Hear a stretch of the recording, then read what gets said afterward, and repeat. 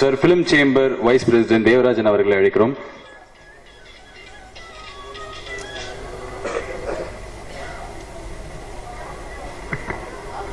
அனைவருக்கும் வணக்கம்.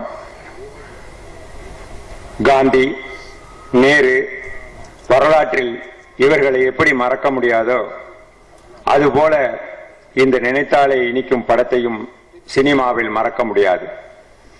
காரணம், பாலச்சந்தர் அவர்களுடைய படங்கள், அவர்கள் அவள் ஒரு தொடர்கதை, அபூர்வ ராகங்கள், நீர்க்குமிழி, எதிர்நீச்சல், இந்த படங்கள் எல்லாம் மக்களுக்கு பாடத்தை சொன்ன படம்.